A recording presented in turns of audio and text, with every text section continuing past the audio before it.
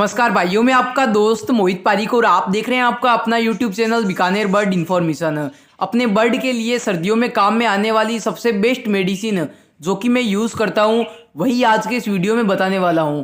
कुछ भाइयों का कहना है कि मोहित भाई बर्ड के लिए आप वो मेडिसिन बताइए जो कि सर्दियों में काम आएगी, जिससे अपने बर्ड जो है वो बीमार होते हैं। बर्ड को सर्दियों में कौन कौन सी बीमारी लगती है और उनमें जो है हमें किस तरीके से मेडिसिन देनी है ताकि हमारे बर्ड एक्टिव रहें और बर्ड को किसी भी तरीके की बीमारी ना रहे। आप मेरे बर्ड देख सकते हैं, मैं यही जो है वो मेडिसिन अपने बर्ड के लिए यूज़ करता हूं और किस वक्त करता हूं, कौन सी बीमारी में कौन सी मेडिसिन यूज़ करता हूं। अगर आप बर्ड्स पालते हैं, चाहे आपके पास कोई भी एक्जोटिक बर्ड हो, बजीज पैरेट हो, लवबर्ड हो, कॉकटेल हो या फिंच हो, तो आपके पास ये तीनों मेडिसिन होनी ज़रूरी है ताकि आपके बर्ड को जब भी कोई बीमारी लगे तो आप अपने बर्ड को मरने से बचा सकें और अपने बर्ड को एक्टिव रख सकें। वीडियो शुरू करने से पहले सबसे इंपॉर्टेंट कमेंट का जवाब देना चाहूँगा। इन दिनों काफ़ी जो है वो कमेंट आ रहे हैं कि मोहित भाई बर्ड फ्लू से अपने बर्ड को कैसे बचाएं, क्या अपने एक्जोटिक बर्ड को बर्ड फ्लू हो सकता है? तो बिल्कुल हो सकता है। हम ये नहीं कह सकते कि एक्जोटिक बर्ड को बर्ड फ्लू नहीं होता, लेकिन आज तक मैंने नहीं सुना कि बर्ड फ्लू से वो एक्जोटिक बर्ड की कॉलोनी जो है पूरी खत्म हो गई। उन जो है एक्जोटिक बर्ड को बर्ड फ्लू हुआ है, चाहे बजीज पैरेट हो, लवबर्ड हो, कॉकटेल हो, फिंच हो या कोई भी एक्जोटिक बर्ड हो। और साथ में मैं ये भी नहीं कह सकता कि भाई एक्जोटिक बर्ड को बर्ड फ्लू हो सकता है या नहीं हो सकता।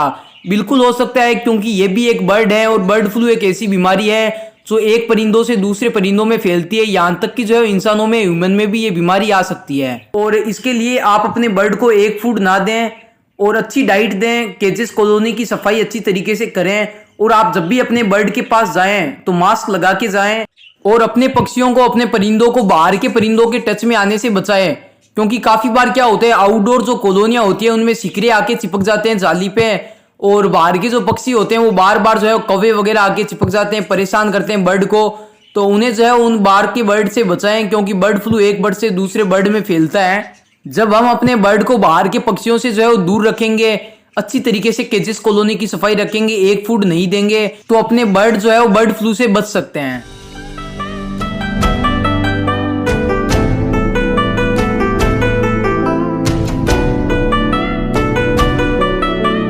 टॉपिक को शुरू करते हैं। सबसे पहले मैं आपको बताऊंगा कि सर्दियों में यानी विंटर सीजन में अपने बर्ड को कौन कौन सी बीमारियां लगती है।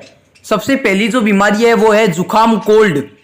इसके जो सिम्टम्स है वो कुछ इस तरीके के होते हैं कि बर्ड की चोंच के ऊपर जो दो सुराख होते हैं, जो नोज होती है बर्ड की, वहां से पानी आने लगता है और वो पानी आंखों के पास में जाता है और आंखें भी लाल होने लगती है। आंखों के किनारे के जो बाल हैं वो उड़ने लगते हैं। दूसरे नंबर पे है फीवर यानी बुखार।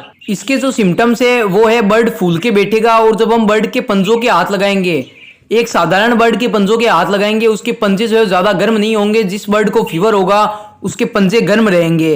तीसरे नंबर पे जो बीमारी है वो है ठंडी हवा लगने के कारण बर्ड फूल के बैठते हैं। इस कारण से जो है वो गर्दन में चोंच डालकर भी बैठते हैं और आंखें लाल होने लगती है, आंखों में से पानी टपकता है, बार बार परिंदे अपनी आंखों को खुजाते हैं। और चौथे नंबर पे है वायरल इन्फेक्शन।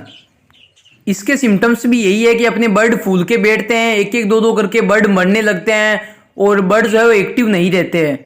जब हम अलग अलग जगह से बर्ड लेके आते हैं और उन्हें लाके सीधे ही अपने बर्ड में छोड़ देते हैं, उन्हें एंटीबायोटिक का कोर्स नहीं करवाते हैं, ऐसे में किसी भी परिंदे को जो वायरल इन्फेक्शन होता है वो एक परिंदे से दूसरे परिंदे में फैल जाता है। जब वो एक ही बाउल में पानी पीते हैं, साथ में सॉफ्ट फूड खाते हैं, तो ऐसे में सारे बर्ड को हो जाता है और बर्ड जो है सुस्त बैठने लगते हैं। जो मैंने आपको बीमारियां बताई है ये सर्दी में विंटर सीजन की जो है वो कॉमन बीमारियां हैं। ये आपको भी ज्यादातर अपने बर्ड में देखने को मिलेगी। ऐसा नहीं है कि मेरे बर्ड में ये नहीं होते। काफी बार हवा लगने से जो है वो बर्ड फूलकर भी बैठने लगते हैं, लेकिन उनका ट्रीटमेंट करने से वो सही हो जाते हैं। तो आप भी अगर साथ में बर्ड रखते हैं, आप बर्ड लवर हैं, तो इन सभी मेडिसिन के बारे में आप जरूर जान लें।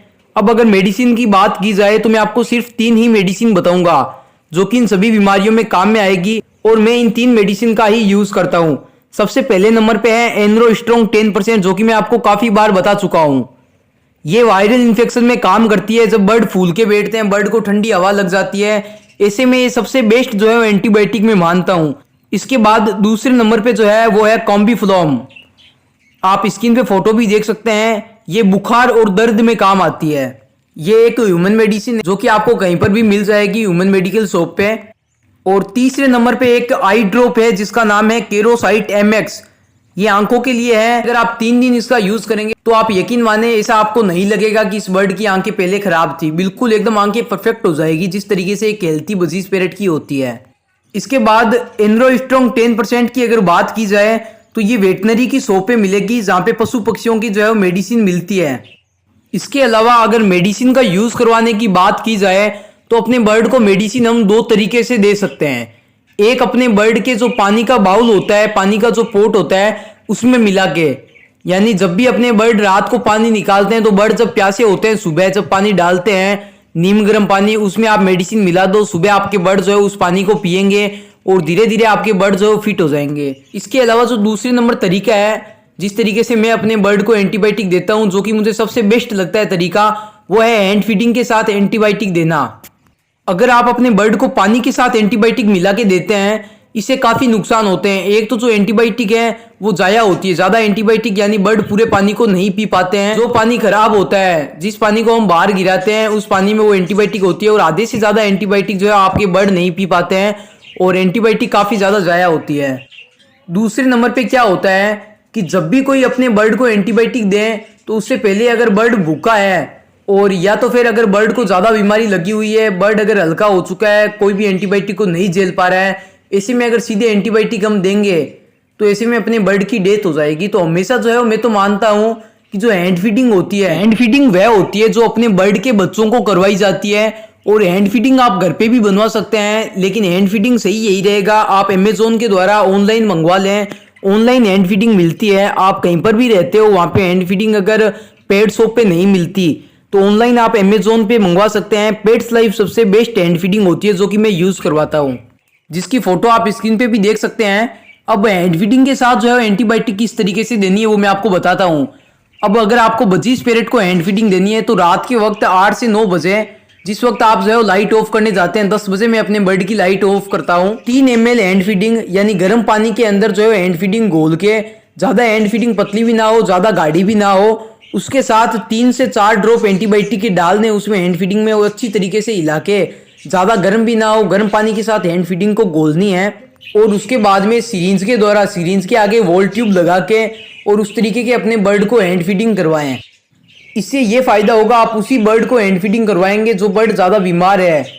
ऐसे में 99% चांस यही रहते हैं कि आपका बर्ड बिल्कुल फिट हो जाएगा। इसी तरीके से आपको एनरोस्ट्रॉन्ग 10% और कॉम्बीफ्लॉम यूज करनी है, साथ में नहीं देनी। अब जैसे आपके बर्ड को अगर फीवर है तो आप कॉम्बीफ्लॉम दे सकते हैं, या आपको लग रहा है कि आपके बर्ड के कहीं पे दर्द है, अब जैसे कहीं पे चोट आई हो उस समय आप कॉम्बीफ्लॉम दे सकते हैं। और एनरोस्ट्रॉन्ग 10% जब वायरल इन्फेक्शन हो, आपके बर्ड में फीवर हो, बर्ड फूल के बैठे हैं तो आप एनरोस्ट्रॉन्ग भी यूज कर सकते हैं। ये दोनों ही सबसे बेस्ट मेडिसिन है, सबसे बेस्ट सिरप है जो कि मैं काफी टाइम से यूज कर रहा हूँ। इसके अलावा जो केरोसाइट MX है आई ड्रॉप, वो आप अपने बर्ड के रात के वक्त आंखों में डालें, एक एक ड्रॉप आप दोनों आंखों में डाल दें। इसी तरीके से अगर आप 3 दिन अपने बर्ड के आंखों में आई ड्रॉप डालेंगे आपके बर्ड की आंखें बिल्कुल सही हो जाएगी। इस तरीके से आप अपने बर्ड को फिट रख सकते हैं। तो मेरे द्वारा बताई गई मेडिसिन कैसी लगी, मेरे द्वारा बताया गया तरीका कैसा लगा, ये आप कमेंट करके जरूर बताएं। अगर आपको वीडियो अच्छा लगा हो तो वीडियो को लाइक करें, और अगर आप बीकानेर बर्ड इन्फॉर्मेशन की फैमिली के सदस्य बनना चाहते हैं तो चैनल को सब्सक्राइब करके बेल आइकन को प्रेस करें ताकि आप इस फैमिली के सदस्य बने और जब भी मैं कोई नया वीडियो अपलोड करूं तो उसकी नोटिफिकेशन आपके मोबाइल फोन तक सबसे पहले आए और आप उस वीडियो को सबसे पहले देख सकें। तो फिर मिलेंगे एक नए वीडियो नए टॉपिक के साथ, तब तक बाय बाय। अपना ख्याल रखें, अपने बर्ड का ख्याल रखें।